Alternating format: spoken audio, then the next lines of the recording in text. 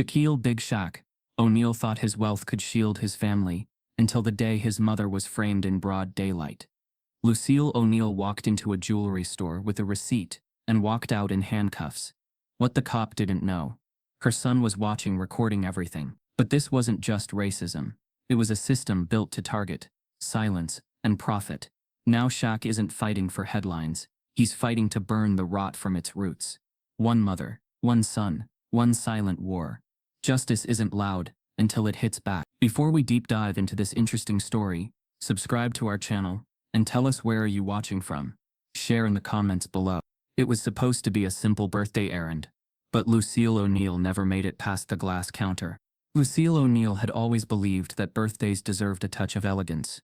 Her granddaughter was turning 13, a big step, a new chapter, the start of her teenage years. So Lucille, always a woman of taste and grace, decided she'd surprise her with a delicate gold pendant she had custom ordered weeks ago. It wasn't flashy, but it had meaning. An engraved L on a heart, small diamonds outlining the edge, and the family's legacy tucked into the etching. That afternoon, the sun glazed the streets of Los Angeles in a golden hue. Everything looked like it was dressed for celebration. Lucille wore a soft lilac blouse, ivory slacks, and a crossbody leather purse. Simple, classic. She parked her car with precision, adjusted her sunglasses, and walked into Valmont Jewelers, one of the city's more exclusive spots, nestled inside a high-end shopping plaza. Inside, the chill of central air hit her shoulders, and the scent of polished wood mixed with cologne greeted her. She smiled at the young woman behind the counter. Her tone was warm, friendly, like it always had been. "I'm here for a pickup," she said, handing over her ID and transaction number. The saleswoman checked the logbook, nodded politely, and disappeared into the back. Lucille took a moment to admire a tray of sapphire earrings under the glass, humming to herself a hymn, half remembered from Sunday service. That's when Officer Darren Wells walked in. He was young, buzz-cut sharp, sunglasses still tucked into his collar. His badge glinted in the fluorescent light. He scanned the store, eyes lingering a little longer on Lucille than necessary. There was a stiffness in his posture, not just alertness, but anticipation, the kind that came with assuming a threat where none existed. Lucille looked up, instinctively smiling. "Afternoon, officer." Wells gave a tight nod, said nothing. He turned to the counter and whispered something to the manager who had just come out from the back. The woman's eyes widened. She motioned subtly toward Lucille. "Ma'am, can you step to the side, please?" Wells said, louder now. Lucille blinked. "Excuse me?" He repeated the request, this time with an edge that turned heads. Customers paused. The saleswoman who had retrieved the necklace froze with the box in her hand. Lucille straightened. "I'm just here to pick up an order. That young lady can confirm it." "She didn't pay for that necklace," the officer said, pointing at the unopened box. "That's not true," Lucille replied calmly. "It was paid for online. I have the receipt." The store manager stepped forward. "We can't find record of the transaction," she said, eyes darting from Lucille to the officer. Lucille reached into her purse, not hastily, but carefully, so there was no misreading. She pulled out her phone, opened her email, and showed the purchase confirmation. Wells didn't even look. "I'm going to need to escort you out," he said. "For what?" she asked, voice tightening. "Suspicion of attempted theft," he replied, moving to take her arm. Lucille recoiled slightly. "You're mistaken. I didn't steal anything." The room grew tense. A couple at the back slowly backed away. The young saleswoman held the necklace box awkwardly, as if it were radioactive. From the parking lot, across the plaza, Shaquille O'Neal sat in his Escalade, engine running, iced coffee in hand. He was waiting on his mother, thinking about lunch plans, his next charity event, and whether his podcast guest was going to flake. But when he looked toward the storefront, he saw something that shattered every other thought in his head. He saw a white police officer gripping his mother's elbow. Shaq didn't move. Not yet. Inside, Lucille was being walked out, still trying to speak calmly, still explaining. Officer Wells spoke into his radio with exaggerated seriousness, saying things like suspect and non-compliant, though Lucille had done nothing but stand tall and speak clearly. People began to whisper. Cell phones came out, but few recorded. After all, this was a nice neighborhood. It couldn't really be what it looked like. At the station, the truth should have surfaced easily. But it didn't. The store's security footage had somehow gone missing from the hour Lucille had been inside. The receipt was inconclusive. Her email confirmation was under review. The box she never touched was sealed, but that didn't seem to matter. Shaq remained silent, hovering just out of reach, like a ghost. He didn't want to make headlines. Not yet. He didn't want this to become a spectacle. Not yet. His power was in his patience. But inside that police station, as his mother sat calmly in an interview room, with fluorescent lights buzzing overhead, Shaq's patience began to burn. Lucille never cried. She never raised her voice. She answered every question with dignity. When they asked if she had a criminal record, she smiled and said, "Only if being a good mother is a crime." After hours of delay, someone from the higher-ups realized who she was, realized who her son was. She was released, but there was no apology. Just a printed release form, and a quiet "you're free to go." Shaq watched from the hallway as his mother stepped out of the room, adjusting her purse strap, like nothing had happened. But something had. The world had reminded them, in broad daylight, that respect could be stripped away at whim, no matter how much money you had, no matter what legacy you'd built. Shaq walked beside her to the car. No words passed between them. He opened the passenger door, waited as she climbed in, then shut it gently. Behind his calm exterior, something had cracked. Not with rage, but with resolve. This wasn't going to disappear. Not like the footage. Not like the truth. He started the engine and pulled away from the station, the sun dipping slightly behind the clouds, casting long shadows on the pavement. Back at the jewelry store, the manager reviewed the day's logs. Officer Wells had left a note, short and cold. No further action. No mention of the receipt. No mention of the missing footage. Just silence, written like a verdict. But what none of them realized, what Wells never imagined, was that the man who had watched from the parking lot had already started recording. And the first person Shaq called wasn't a lawyer. It was someone who had once hunted lies for a living. Someone who didn't wear a badge, but knew exactly how to break one. The trap had been set, but it wasn't for Lucille. It was for the ones who thought they could bury truth in daylight. "Talk to me," he said. "I need eyes on a cop," Shaq said, his voice low, tight. Now, Poe didn't ask why. He knew Shaq's voice well enough to recognize when the temperature had dropped. "Name?" Darren Wells, LAPD. Just took my mother in. Jewelry store on Wilshire and 8th. There was a pause. "She okay?" "For now, but something about this stinks. Real bad." Shaq ended the call and leaned back in his seat, staring up at the ceiling of the SUV like it held answers. For years, he had worked to stay out of trouble, to be a symbol of goodwill and strength. He had paid his dues in silence, done everything to show the world he was more than a jersey number. But here he was, watching the world reduce his mother to a suspect, because of her skin and her quiet. It wasn't about the necklace. It was about the ease with which they'd done it. The confidence that no one would question it. The assumption that she'd be too afraid, too ashamed, or too alone to fight back. But she wasn't alone. By the time Lucille was released, Shaq had a file open on his tablet. Rayland worked fast. Wells had joined the LAPD 6 years ago. Clean on the surface, no public red flags. But Poe wasn't checking the surface. What he found was telling. There were 4 sealed internal affairs reviews, all within the past 2 years, all related to procedural discrepancies. 2 involved use of force on elderly suspects. 1 involved improper search during retail theft detainment. All sealed, all closed, all buried. Shaq scrolled through the summaries, each line more infuriating than the last.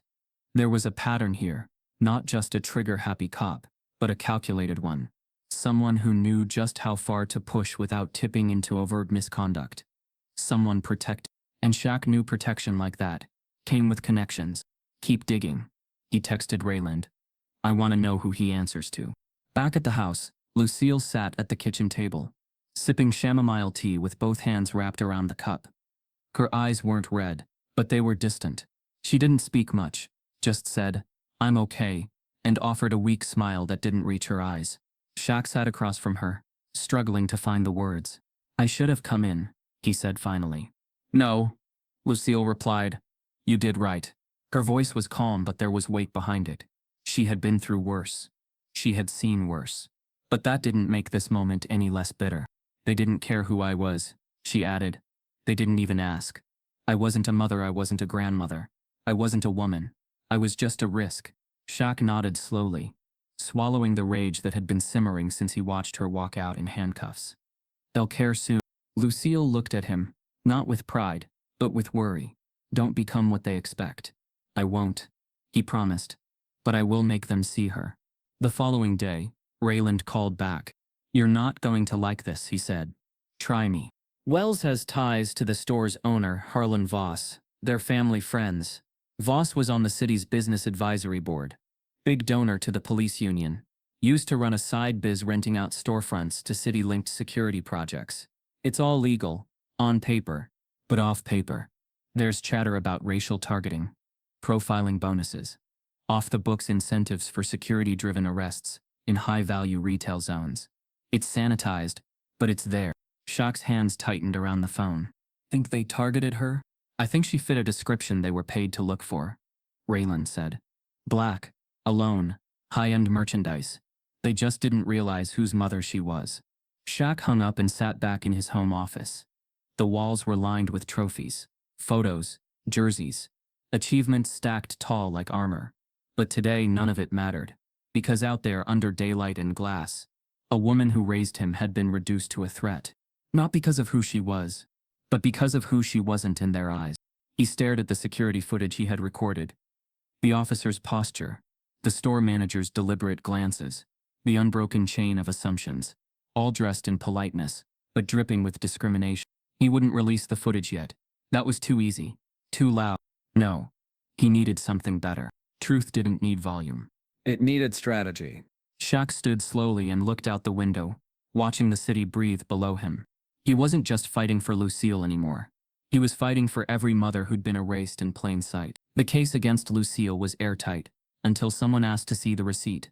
Inside the sterile walls of the precinct, where the paint smelled like bleach, and the windows let in only slivers of the afternoon sun, Lucille O'Neill sat with the poise of a woman who had seen too much to be shaken by cheap humiliation. She wasn't rattled, not because it didn't hurt, but because she refused to let anyone see that it did. She knew where she came from. She knew who she was. And despite the officer's sharp tone and the cold stares of two desk clerks watching her from behind their computer monitors, she sat still, regal even. Do you understand what you're being accused of, ma'am? One of the officers asked from across the table. Lucille looked him in the eye. Yes, she said simply. I understand what it looks like. I also know I paid for that necklace. Weeks ago. There it was. The truth. Plain, solid, verifiable. But truth doesn't always move through the justice system as fast as suspicion does. Her phone had been taken. Her email locked behind a digital review. When she asked for a lawyer, she was told one would be called if charges were filed. Until then, she was just being questioned. The careful language of legal theater, designed to delay, not defend.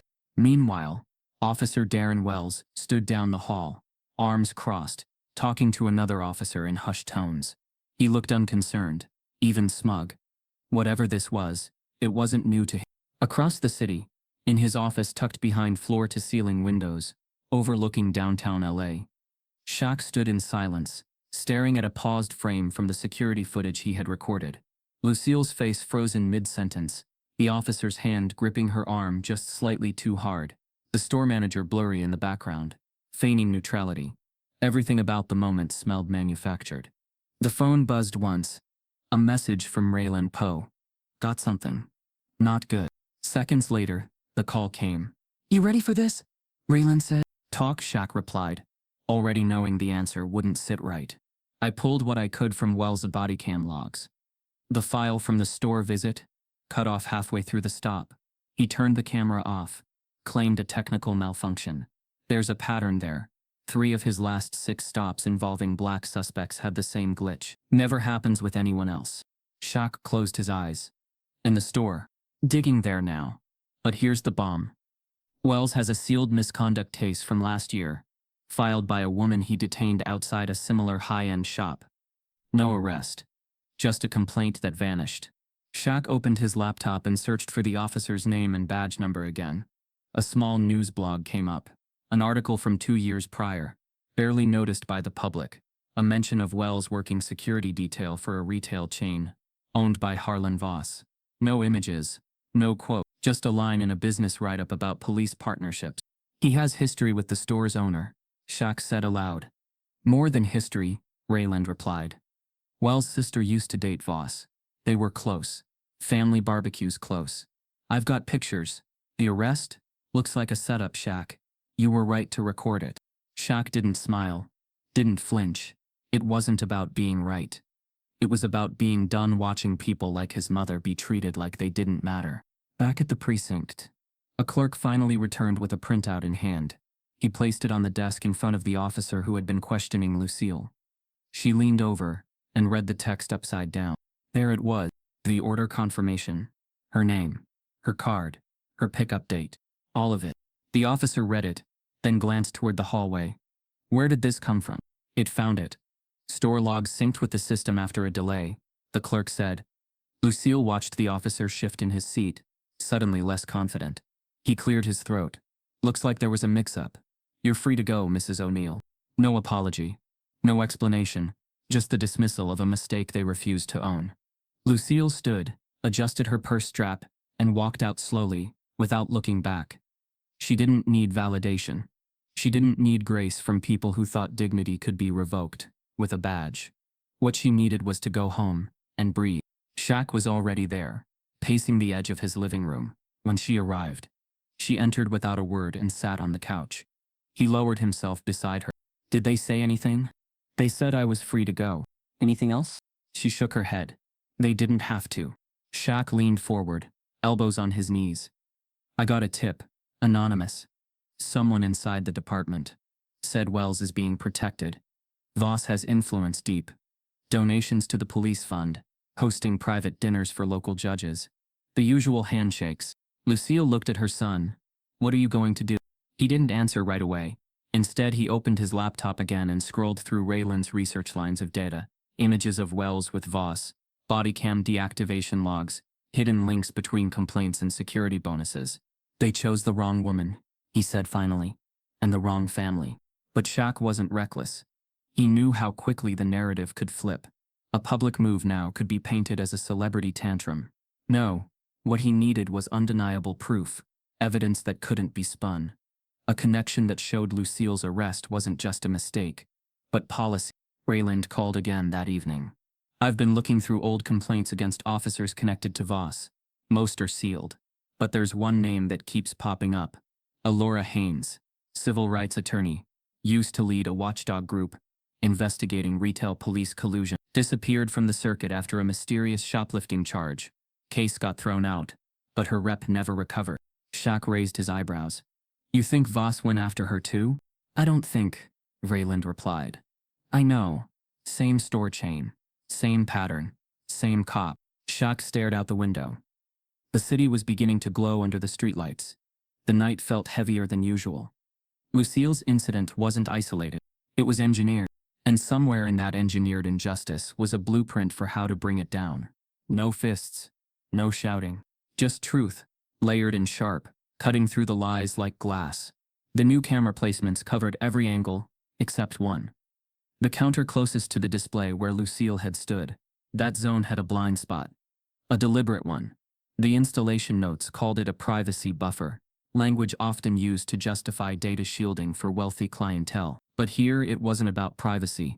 It was about control. With no footage, there was no contradiction, no accountability. Rayland sent the files to Shaq with a brief message. They're hiding more than bad angles. Shaq sat alone in his home office that evening, reading each report with a weight in his chest that grew heavier with every new detail.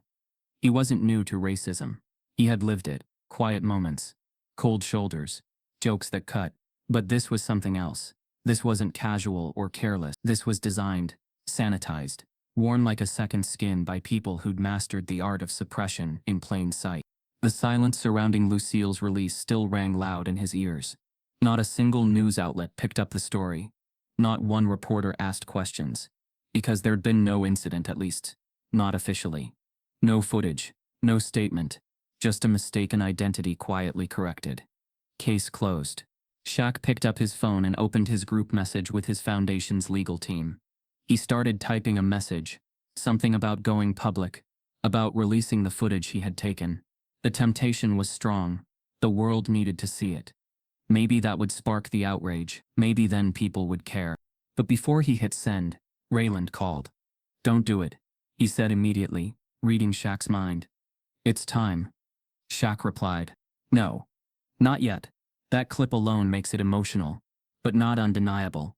If they control the narrative, they'll spin it as a misunderstanding. Make your mother look confused. Make you look reactionary. She was profiled. I know. But this isn't just about her anymore. This goes deeper. We can prove it if we stay patient." Shaq didn't like it. Every part of him wanted to tear the veil down now. But Rayland had a point. One video couldn't uproot a system. So he sat back, stared at the dark screen, and swallowed his impulse. That night, he visited Lucille. No cameras, no security, just a quiet knock on her back door, and the creak of the wooden floorboards as he entered the kitchen. She was there, of course. As always, boiling water for tea, like the past week had been ordinary. She didn't flinch when she saw him. Didn't ask questions, just motioned to the chair across from hers, and poured 2 mugs. He didn't speak right away. The quiet was comfortable. Until it wasn't. "I should have done something," he said finally, voice low. "You did," she replied. "No. I should have walked in that store. I should have said something loud. Made them see her the way they saw me." Lucille sipped her tea.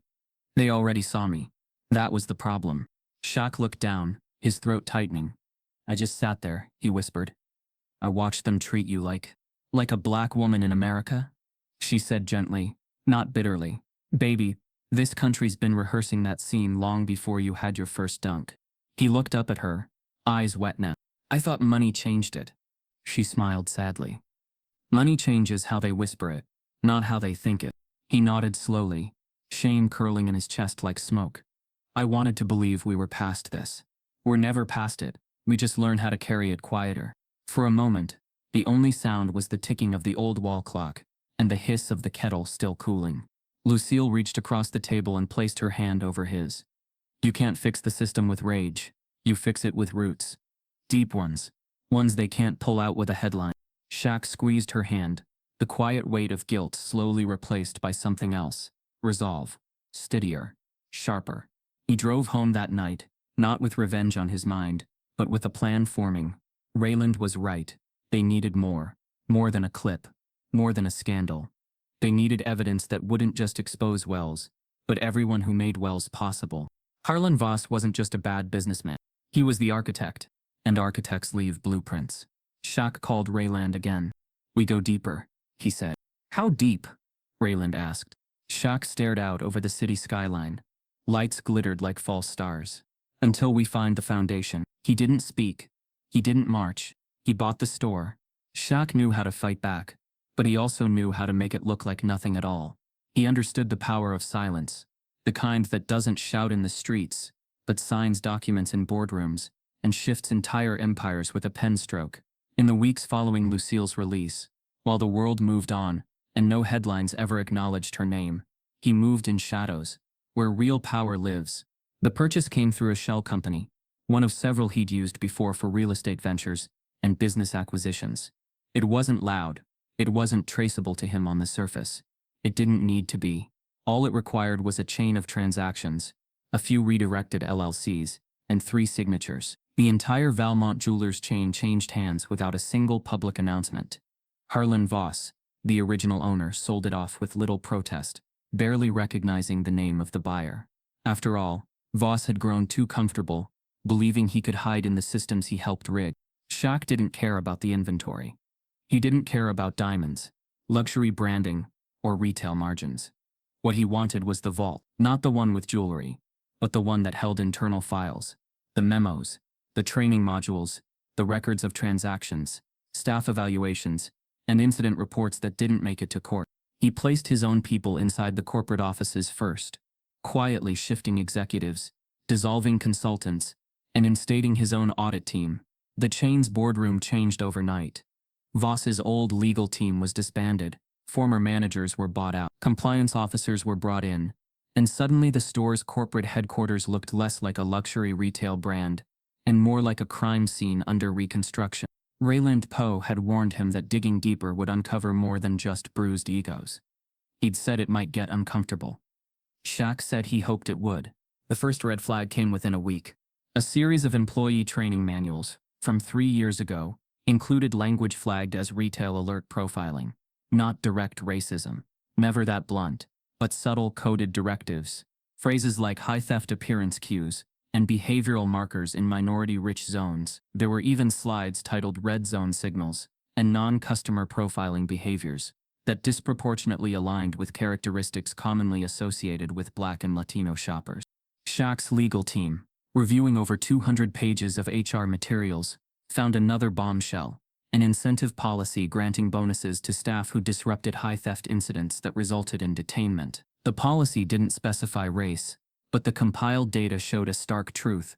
Over 70% of reported incidents involved Black individuals, many of whom were later cleared without charge. That wasn't policy. That was a pipeline. Meanwhile, in a display of either arrogance or deep institutional rot, Officer Darren Wells received a quiet promotion within the LAPD. New division, higher clearance, less oversight. It was announced in a press release buried on the city's website. Nothing flashy, but official. Shaq read the memo 3 times, the paper trembling slightly in his hand. He felt the same tightening in his chest he'd felt when he saw Lucille being escorted out in handcuffs. The same knot in his gut. He wondered how many others had been walked out like that, quietly accused, silently shamed, with no footage, no receipts. Lucille sat across from him later that week on his patio, the late afternoon sun casting long shadows across the tiles. The city buzzed faintly in the distance. She poured them each a glass of iced tea, her movements calm but deliberate. "You're doing all this for me?" she asked gently. Shaq shook his head. "I'm doing it because it's still happening, and they don't even try to hide it." She nodded, her fingers gently circling the rim of her glass. "I raised you to stand tall," she said. "Not to carry the world." "I'm not trying to carry the world," he replied. "I'm trying to fix one corner of it." "You already fixed your corner. You built something. You became someone. You show up for your kids, for the community. Sometimes that has to be enough." He looked at her then, not with defiance but with something deeper, grief, masked as clarity. "It's not enough if it keeps happening. To other moms. To other sons." Lucille's eyes glistened, but she didn't let the tears fall. "I want you to find peace, baby," she whispered. Shaq nodded, but his silence said what she already knew. Forgiveness wasn't in his heart yet. Not because he didn't want it, but because the wound was still open. Inside corporate headquarters, his team completed their internal audit. They compiled a 78-page document outlining discriminatory hiring patterns, racial profiling data, whistleblower complaints buried under NDAs, and a direct chain of emails between upper management and security consultants hired by Harlan Voss, consultants who used heat map technology to identify problem demographics in retail locations. The entire operation, it seemed, was built on fear dressed as caution. Raylan reviewed the files, his face tight with fury. "This is civil rights gold," he said. "You could walk this into any courtroom and win." Shaq didn't answer. He wasn't looking for money. He didn't want a payout. He wanted the rot pulled out from its roots. The final pages of the audit revealed what Shaq had been suspecting for weeks. Some of the bonuses for disruption events were quietly routed through a secondary LLC, one partially owned by a former law enforcement officer now working in security strategy consulting. The name on the document, Darren Wells. He wasn't just enforcing a system. He was profiting from it. Lucille's detainment wasn't random. It was profitable. Shaq took the audit files, slid them into a hard leather portfolio, and placed them inside a safe behind his office bookshelf. This wasn't ready for public eyes. Not yet. If they moved too soon, the media would spin it. The legal system would tangle it in bureaucracy. But in the right hands, at the right time, it could shift the ground beneath the entire city. He sat at his desk that night, staring at a black and white photo of his mother from when he was a teenager. She was standing outside a church, smiling, holding his jersey in one hand, and a Bible in the other. He hadn't forgotten where he came from. And now he knew exactly where he was going. Not to the press, not to social media, but deeper, to the places people thought no one could reach, if they just smiled the right way and kept their crimes buried in handbooks and policy memos. The protest had begun. No signs. No chance. Just quiet steps in the right direction. And a promise. They would never see it coming. "She's stronger than all of them put together," Shaq said, his voice low. But I'm not here for sympathy. No. Langston leaned forward slightly.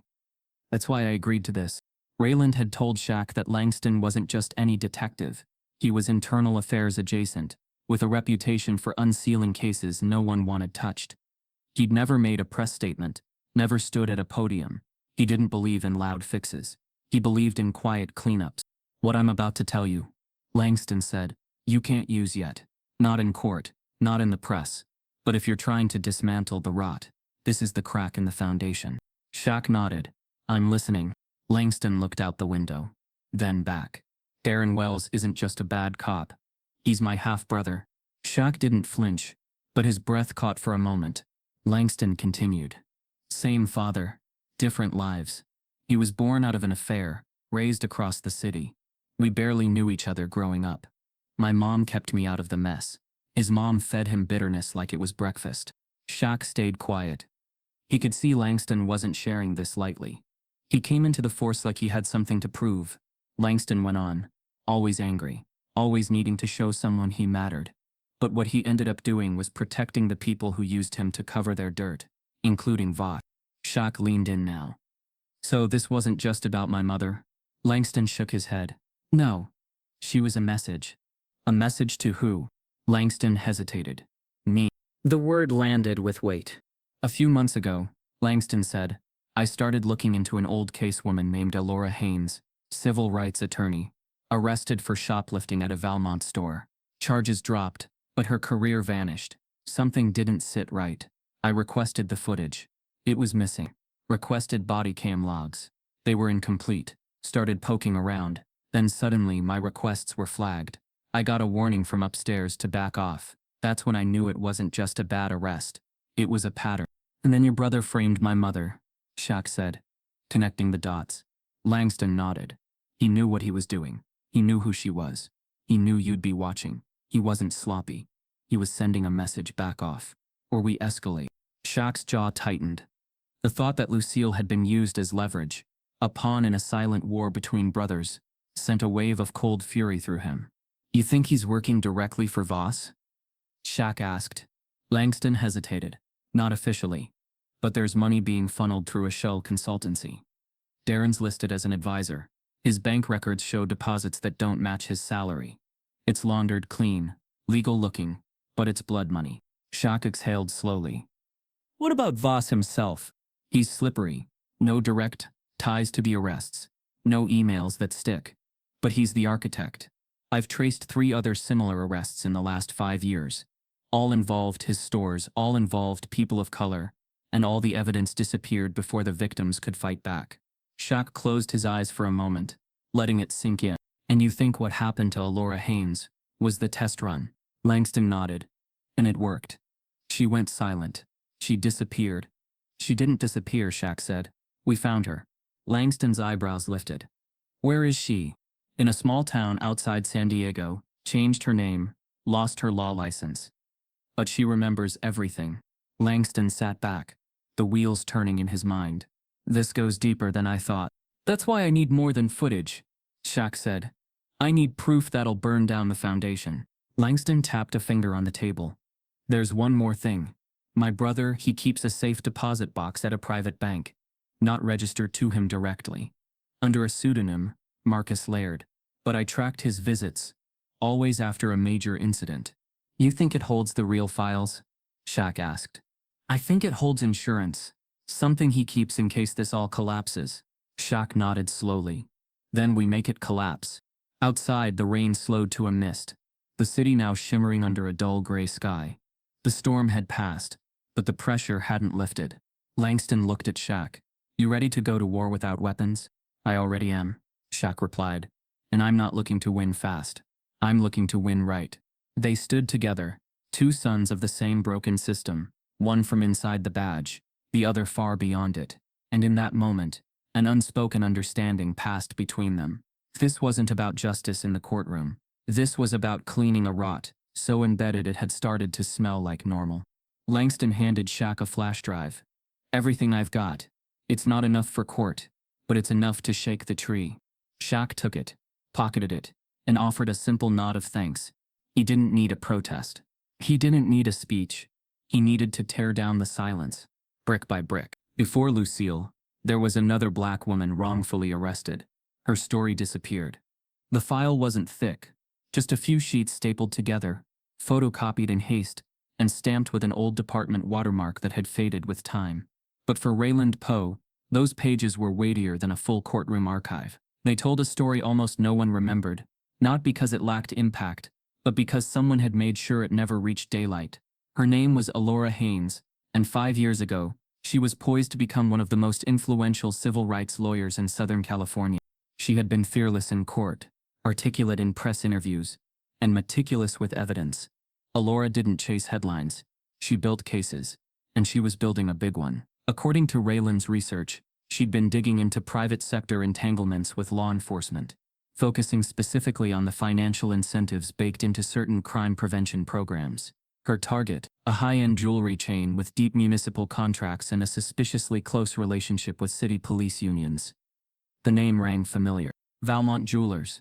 Rayland handed the file to Shaq over a quiet dinner at his home office. They both stared at the black and white mugshot clipped to the first page. Alora's face was calm, even proud. But the arrest charge, shoplifting, told a story far below her worth. She walked into the same store your mother did, Rayland said. Different city, same chain, same security consultant, same arresting officer. Shaq didn't need to ask the name. Darren Wells, Rayland confirmed. According to internal records, Allora had been picking up a necklace she'd ordered for her mother's retirement ceremony. The necklace was never recorded as paid. Surveillance footage was corrupted. Body cam data was incomplete. She was taken in, booked, and released after 6 hours. But the fallout was immediate. The firm she worked for suspended her. The Bar Association opened an ethics review. Media outlets painted it as a betrayal of public trust. An attorney caught stealing. The story trended for 2 days. Then she vanished. No one fought for her. No one investigated further. It was as if she had never existed. Shaq closed the file. His jaw locked. She was too close, Rayland said. That's why they did it. She was getting ready to expose the whole thing. I want to find her, Shaq said, already standing. Rayland nodded. She changed her name, but I traced utility records, vehicle registrations, and finally a P.O. box she kept renewing under a pseudonym. She's living in Mission Creek, out by the border, teaching night classes under a different name, Aaron Holden. 2 days later, Shaq drove out to Mission Creek. No entourage, no security, just him and the horizon line. It was a small town built around quiet, the kind of place where people kept to themselves, and strangers were noticed the second they pulled into town. The community college sat at the edge of a dried-up industrial district. Shaq waited in the back of a dim lecture hall, watching a woman in a navy sweater speak to a small group of adult learners about public policy. Her voice was steady, her face more worn than the photo, but unmistakably hers. After class, as the others trickled out, Shaq approached her. Allora Haynes? He asked softly. Her shoulders stiffened. She didn't turn around right away.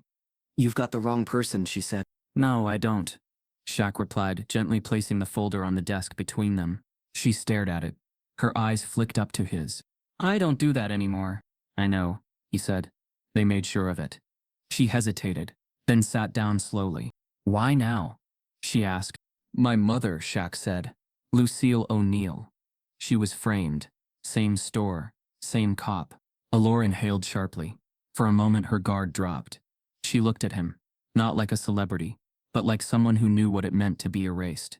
I tried to stop them, she said, but they're built like concrete. Every time I chiseled at the wall, they buried me deeper. They killed my name, took my license, threatened my friends. You were building a case. She nodded. I followed the money.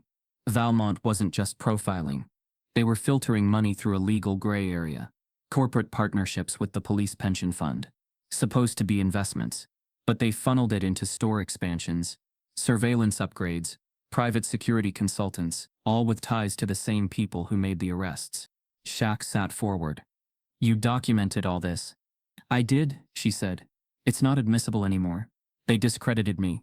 But if we corroborate it, add internal audits, employee testimonies, bank records, it becomes evidence again. She looked away. I've spent years trying to forget this. Shaq's voice lowered. You were the first. But you're not alone anymore. Allora stared at the folder. A long silence passed. Then she spoke. There's a locker at the old Mission Ridge train depot. I left everything there 5 years ago. Documents, flash drives, transcripts. I haven't touched it since. Shaq stood slowly. We'll keep your name out of it. For now. But when this breaks, it has to include you. The woman in blue. The one they tried to erase. Allora didn't answer. But she nodded. Later that evening, Rayland and Shaq pried open the abandoned locker under cover of dusk. Inside were 2 battered file boxes, covered in dust but sealed tight. They took them back to the safe house. Inside, they found what Allora had risked everything to preserve. Bank statements linking Voss's shell companies to municipal accounts. Training guides identical to those used at Valmont. Names of store managers who had been offered detainment bonuses, even a handwritten memo referencing collateral deterrence. A term Allora believed referred to false arrests used to intimidate those asking questions. Shaq placed his hand on the stack of files. There it was. Not just the motive. The structure. They tried to bury her, Rayland said, almost in awe. Shaq looked at the folder again. No, he said. They just planted the seed. Within 6 minutes, the store manager called in a suspicious discrepancy. It was the signal. 23 minutes later, Darren Wells walked through the door. Plain clothes. No body cam. But the stores were running. So were 3 others. 2 hidden in flower arrangements. 1 in the ceiling air vent. Wells approached Raina. I'm going to need you to step over here with me. She looked confused. Is there a problem? The employee hesitated. Her payment didn't go through. That was false. They had confirmation of the transaction from 2 different servers, but it was enough for Wells. You're being detained, he said. Raina's voice trembled slightly. Not from fear, but from precision. I'd like to speak with your supervisor. He didn't answer. Instead, he reached for her elbow. That's when Langston stepped out from behind the nearby partition. Don't. Wells turned, stunned. Langston flashed his badge, calm and steady. You're under investigation. This entire interaction has been recorded under lawful supervision. Step away from the woman. For a moment, everything stood still. Wells' expression didn't crack. He simply looked at Langston, then at the camera blinking above him. His hand dropped to his side, and he stepped back. Rayland entered next, holding a printed document. This is your payment log, he said, holding it up. Timestamped. Processed. Approved. You're done, officer. Wells didn't speak. He walked out without a word. But they had everything. The audio captured his tone. The video showed his tactics. And most importantly, they had the intent. A rehearsed playbook repeated once too often. Back in the safe house, they celebrated quietly. No high fives. Just deep exhales. They had him. This wasn't emotion anymore. It was evident. Shaq looked over the footage again, frame by frame, noting the subtle ways Wells controlled the narrative until someone stopped him. This time there had been witnesses. But how many hadn't? That night, they prepared to go public. The plan was to drop the files anonymously to 3 major investigative reporters, leak the footage to a civil rights watchdog, and trigger an internal affairs review backed by Langston's office. Allora had even agreed to include her name, reclaiming it after 5 years of silence. Everything was lined up, until Harlan Voss disappeared. Rayland got the alert first through a banking contact. Voss's personal accounts had been frozen. He had tried to wire funds through a crypto shell, but it tripped an internal flag. 2 hours later, his condo was found empty. His phone was dead, GPS disabled. What did he take? Shaq asked immediately. Rayland turned pale. The ledger. The ledger wasn't just numbers. It was a black-bound notebook, containing handwritten notes and directives, codenames, slush funds, unfiled contracts. It was the closest thing to a confession the operation had. He kept it off the grid, Rayland said. Old school. Paper only. That's why it mattered. Langston slammed his fist lightly on the table. He knows we're coming. Allora stepped forward. Then we don't wait. We release what we have. No. Shaq said. Not yet. Without the ledger, the web stays tangled. They'll survive this hit. Then what do you suggest? Langston asked. Let him vanish? Shaq turned to the screen. Wells was still walking free, and Voss now had nothing to lose. We don't chase him, Shaq said. We corner him. Rayland leaned in. How? Shaq looked toward the wall, where Allora's boxes were stacked. We give him no exit. If he runs, we make him run toward the truth. Langston narrowed his eyes. You're thinking bait again? Not bait, Shaq said. Confession. He picked up the phone and called a journalist, not just any reporter, the one who had once exposed an LAPD corruption ring a decade prior. Trusted, sharp, dangerous to the wrong people. "I've got something for you," Shaq said. "And it's only the beginning. Because checkmate doesn't come from yelling across the board. It comes from silence. From one final move, made in plain sight." He thought he erased everything. But the audio never lies.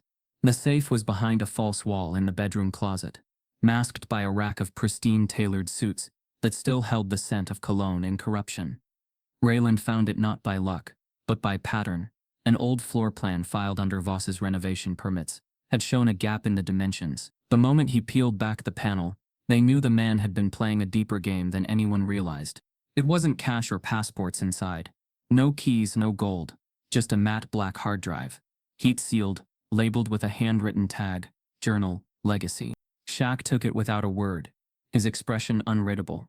Back at the safe house, the room filled with attention too heavy to name, Allora stood by the window, arms crossed, gaze fixed on the skyline like it might collapse any second. Langston paced. Rayland sat at the desk, plugging in the drive, the whir of the fan echoing in the silence. Then it began. The first audio file opened with the unmistakable voice of Harlan Voss. Calm, arrogant, controlled. He was in mid-conversation with Darren Wells. The transcript scrolled as the audio played. "These people walk in like they belong here. That's the first mistake. You don't belong just because you can afford the glass. So you're saying if they fit the profile. I'm saying if they make your gut turn, write the story before they do. That's what the cameras are for. You don't watch crime, you frame it." Click. Next file. "She's a lawyer. Dangerous kind. Wants to link us to the pension fund. What do we do? Give her what they all fear. Humiliation. A charge. No one will question it. They'll believe the label before they ask for proof." Click. Another file. "Your brother's getting nosy. Langston doesn't know anything, but he's starting to feel. That's worse." Click. There were at least 30 files. Some had audio, others, video snippets. Black screens with grainy voices. One captured a dinner conversation, with two city officials laughing about protest optics. How they could ride out any outrage as long as the paperwork was clean. Another referenced profiling quotas camouflaged as proactive detainment metrics. It was systemic, coordinated, calculated. Not a few bad apples. The orchard was engineered to rot. Shaq sat through all of it, jaw clenched, fists digging into the arms of his chair.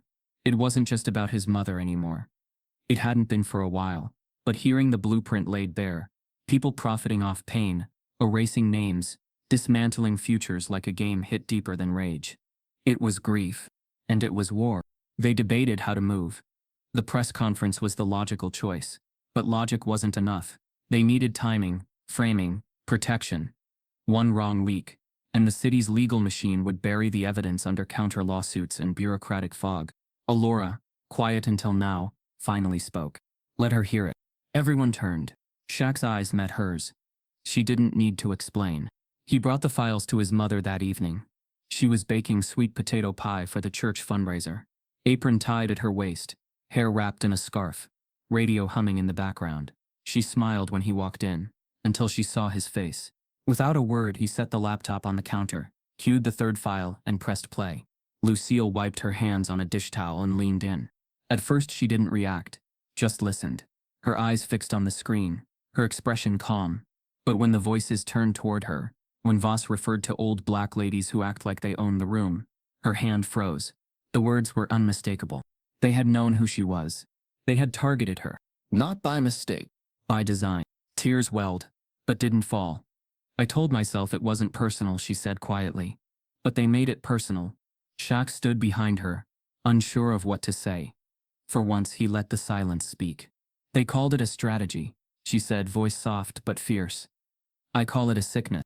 He reached for her shoulder. She placed her hand on his. You're going to make this right, aren't you? I am, he said. Then do it fully. Don't just make noise. Change the ground they walk on. The next morning, Shaq's team moved into motion. They reserved a private event space under a non-profit banner. Neutral territory. No corporate branding. No risk of redirection. Invitations went out quietly to trusted media outlets, civil rights organizations, former victims of retail profiling, and a handful of elected officials who hadn't yet sold their names. Rayland coordinated with a digital security firm to protect the drive. Langston arranged limited immunity for whistleblowers who agreed to testify. Allora drafted a public statement, part testimony, part reckoning. The night before the conference, Shaq stood alone in the empty venue. The stage was modest. The screens were ready. The microphone waited. He didn't rehearse. He didn't need to. This wasn't a performance. It was proof. He looked at the seats, rows upon rows, soon to be filled with people, ready to listen, or people ready to discredit. It didn't matter. The truth didn't need to win them all. It just needed to breathe. And tomorrow, it finally would. He could destroy careers, burn reputations, but he chose something rarer. Redemption. The morning of the press conference, the air buzzed with a tension that didn't come from fear, but from the quiet knowledge that something irreversible was about to happen. The venue, a modest civic hall repurposed for public outreach events, had been transformed overnight. Folded chairs lined up in clean rows. Microphones were checked. Screens were calibrated. Doors guarded, not by police but by volunteers. People who had shown up because they'd lived some version of what Lucille O'Neill had gone through. Outside, the city was just waking up. Traffic moved as usual. Street vendors opened tents. Reporters checked their notes on the sidewalk. The world had no idea it was about to be given a mirror it couldn't ignore. Shaq stood backstage, flanked by Rayland, Langston, and Allora, his circle, forged by truth and trial. No rehearsals, no speechwriters, just a flash drive in his pocket and the memory of what they'd uncovered, burning fresh in his mind. The crowd wasn't huge, but it was focused. Local reporters filled the front row, eyes sharp, civil rights attorneys, nonprofit heads. Even a few city council members had come. Off to the side, Lucille sat quietly with her hands folded, dressed in a deep blue suit, dignified, unshaken. Shaq stepped out onto the stage. He didn't start with stats or accusations. He didn't name names, at least not yet. He began with a story. "My name is Shaquille O'Neal," he said. "But that doesn't matter today. What matters is that a few weeks ago, my mother Lucille O'Neal walked into a store to pick up a gift for her granddaughter. And she didn't walk out free. She walked out in handcuffs." Silence settled over the room like a held breath. He continued. "She paid for that gift. Had a receipt. But she was black, alone, and confident. That was all it took." Shaq detailed the events, not as a victimized son, but as a man recounting the anatomy of systemic rot. He spoke slowly, letting each word cut clear through the air. "And this wasn't an accident," he said. "It was a method, a model. A system designed to profit from humiliation, to reward suspicion, and to punish dignity." He gestured to the screens. Footage played.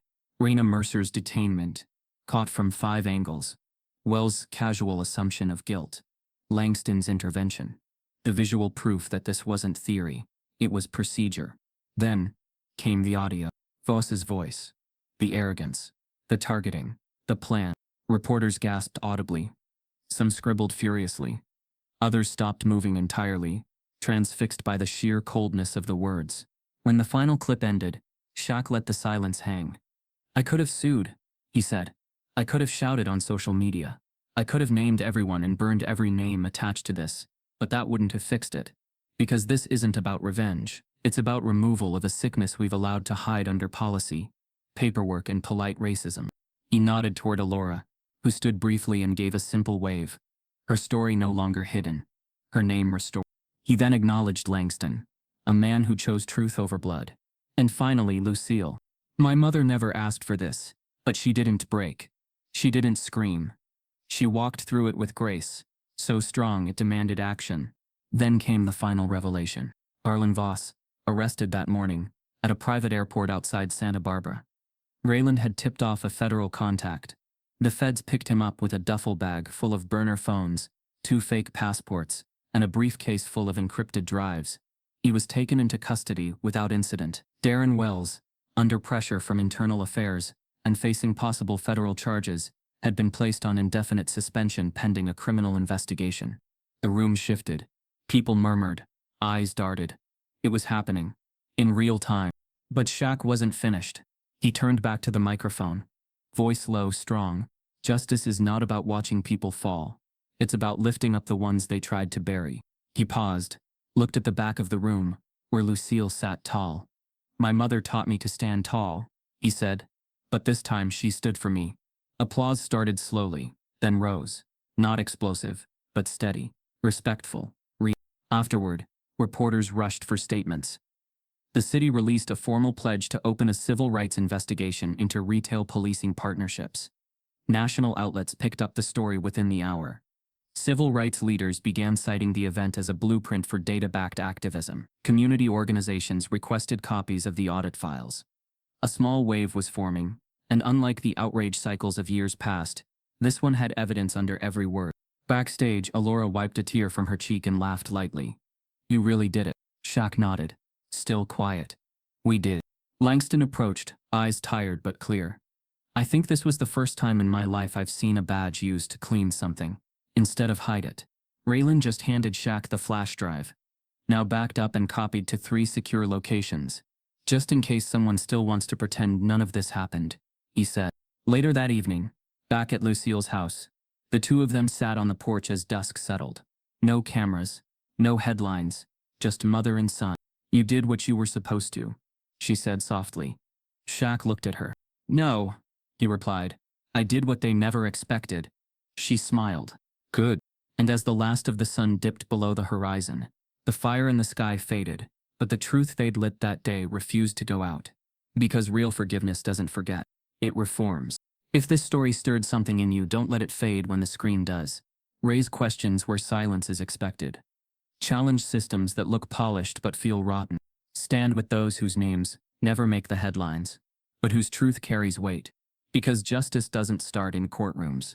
It starts when you decide enough is enough.